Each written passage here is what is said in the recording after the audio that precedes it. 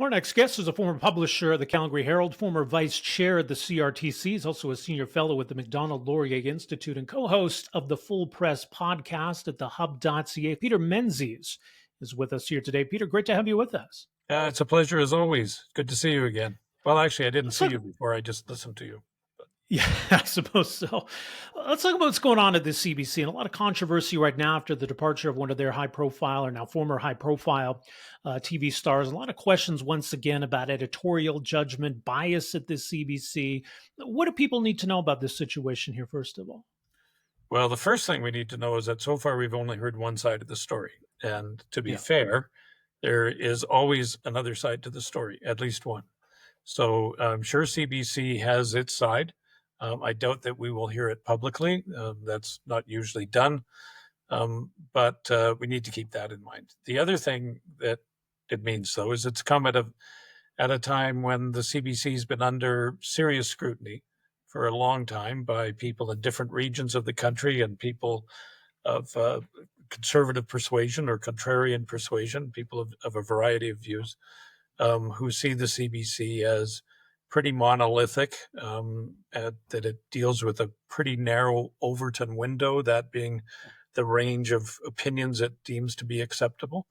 And I think is, beating up pretty badly in the last week and a half, an already difficult reputation, at least for the television portion of CBC. Why do you think it matters, right? I mean, there's been so much conversation about the future of the CBC, what we want or expect the public broadcaster to be.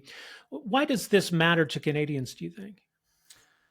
I think the thing that seems to get under most people's the wedge that bothers most people is that they're paying for it.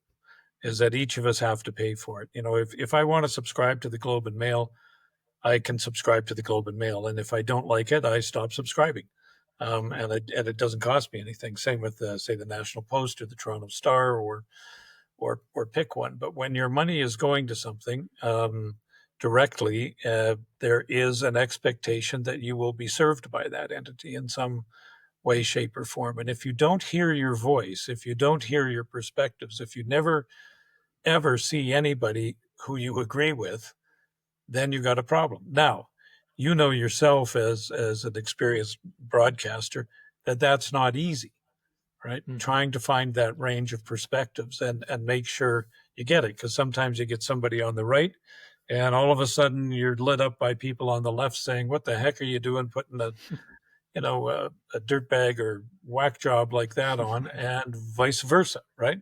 But that's what your job is, right? So you do it and do it well. But I think it's that idea that it's supposed to be serving all of us that really gets to people.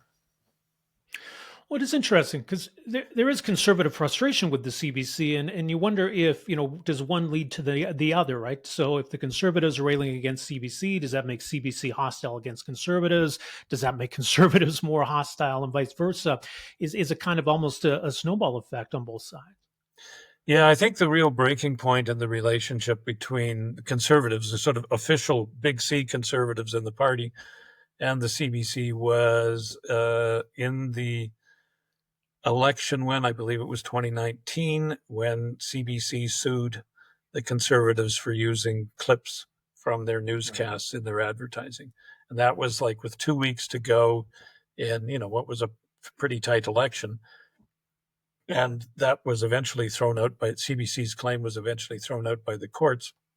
But that wound never healed, and it just festers now. And the CBC may have tried, I'm not aware, but it failed to fix that. It made a mistake in doing that, and that, having crossed that bridge, there doesn't seem to be any going back. It's interesting. South of the border looks like they're moving ahead with some pretty big cuts at PBS and NPR. And, maybe there's a sense of relief on the part of those at the CBC or supporters of the CBC that that's not happening here, right? The Conservatives have talked about defunding the CBC. The Conservatives didn't win the election. But I don't know. Is it status quo? Is it business as usual here, do you think?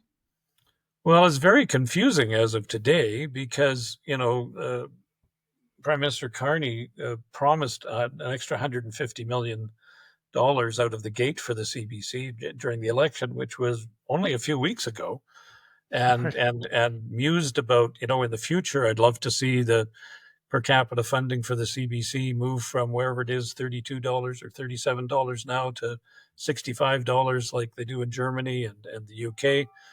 And I was reading a Toronto Star headline yesterday that said CBC's been asked to come up with how it's going to cut back. That Yeah. all of a sudden the government's looking for 15% cutbacks. So I imagine there's a fair bit of head spinning going on at the CBC right now, right? They were facing an existential threat with Polyev, right? And then all of a sudden, hallelujah, we've been saved. And not only have we been saved, but this bright new future is ahead of us.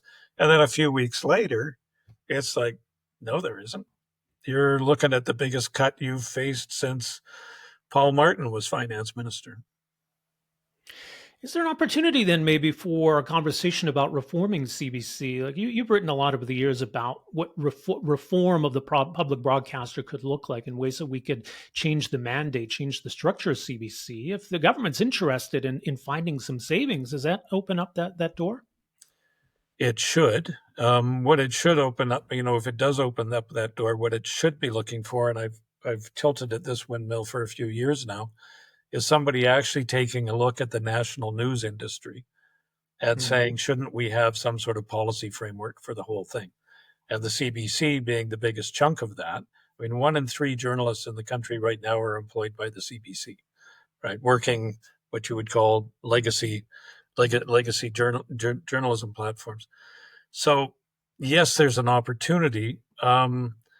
There's always an opportunity, though, and I think, as my colleague, I have a Substack called The Rewrite, as my colleague Peter Stockland wrote on it yesterday, that the CBC is kind of like the weather. Everybody talks about it, but nobody ever does anything about it, and it just seems to endure from crisis to crisis, from government to government. It sort of hunkers in and gets through each crisis and endures in what is an increasingly problematic format, I think. Yeah, and I think there's been complaints from private media about the way in which they're forced to compete against a subsidized CBC, and that the federal government's often operating at cross purposes where they're trying to prop up private media companies, but still, posing the CBC as a bit of an obstacle.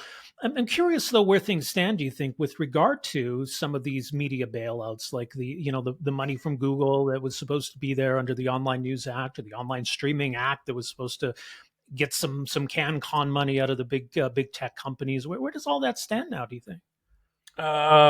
It's confusing right now. Like I said, with that looking to cutbacks with the CBC, I can't imagine that there's not a lot of concern in some of the newsrooms, the old print industry, where they've been enjoying subsidies via the journalism labor tax credit.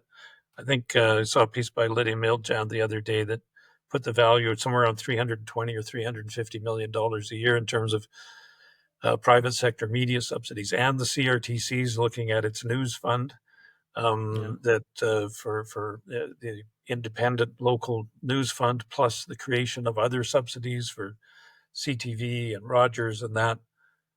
But it's all in question now. If the CBC is looking at a cutback, surely those subsidies that the private sector media are enjoying are getting a good long look as well. I can't see them staying as high as they are today. I mean, who knows? Tomorrow it could be quite different. The CRTC will probably roll along because at the end of and try to get those subsidies, but right now they're being challenged in court by people like Spotify, who are saying, "Hey, wait, this doesn't make any sense to us. We're in the music business. That's all we do. And you want to put a levy on us to pay for Rogers TV News, or Chorus, or whoever." So that if that fails in the courts, or even if the Online Streaming Act, which gives the CRTC those sorts of authorities over streamers, that might not survive Trump's trade negotiations. Yeah. So it is not a good time to invest in that industry. Not that there's been one lately. Yeah, no kidding. Well, yeah, we saw, the government very quickly, in the face of some threats from Donald Trump, scrap the digital services tax. So Yep. the idea that we can just go after these big tech companies, that there's this big pot of money that we can put our hands into, yeah, maybe that was wishful thinking. Yeah, and I mean the whole concept actually of outsourcing your cultural funding uh, Yeah, is really problematic. There are ways. I mean, big tech companies should be taxed. Don't get me wrong. They should right. be, like everybody else. You can't just come into this country and start hauling billions of dollars out of it and not leave anything behind, not make a contribution. And they're aware of that. That's the digital services tax was part of that, mishandled by the Trudeau government, but that's the concept. But you can just tax them and then spend the money, give the money to whoever you want, without going through all these legally and intellectually problematic processes that the Online Streaming Act set up. Well, that's the Like, thing. I mean, we I got all mean, kinds of spending priorities in this country. Does well, I private mean, do private media companies or even the public broadcaster, should they be at the top of the list for those dollars? yeah, it's kind of like, what sort, are you a real country or not if you depend for your funding for your core cultural entities, Right. if you depend on somebody in California for that? I don't think that's a very good expression of sovereignty, right? I'm not saying the solution is easy, but I think there are solutions, and we need to retain control over that, because if you decide you're going to depend on Facebook for your funding for something, and Facebook moves on, or just decides to stop serving your country, um, then where are you? I mean, you're Right. acting like a protectorate there. You're not acting like a sovereign nation, and we need to really act like one these days. Right. And the importance of having a thriving media landscape. And look, maybe there's a role for the CBC to play in underserved communities. But I think you look across the country, and there are media outlets that are thriving. There are independent media outlets that are thriving, independent journalists. You mentioned Substack that are thriving. So part of it is maybe that we're trying to prop up what's becoming an increasingly dated model and not recognizing the way the landscape is evolving. Yeah, I mean, during a period of rapid technological change like we've been going through, and I think that's one of my big frustrations when I look at it, is that people seem to have not understood the size of the revolution we're going through. Right? To me, I use the analogy, and I think it stands up, that what we're going through is the same thing as societies were going through after the invention of the printing press. Something very, very revolutionary happened called the internet, and we're trying to figure out what comes next.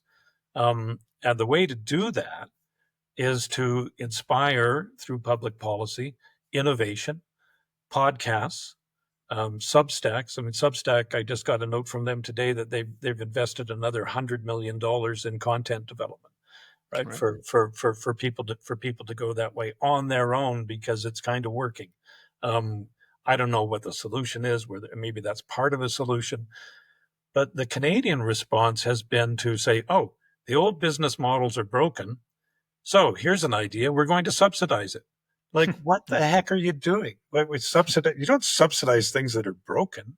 You figure out ways to create new things that will replace them. We'll see where this all goes from here. Much more from you, as mentioned. Peter Menzies.substack.com, also thehub.ca, Macdonald-Laurier.ca. Always appreciate the insight, Peter. Thank you so much for making some time for us here today. Hey, thanks so much for your interest, and really a lot of good luck with your new venture. Great to see.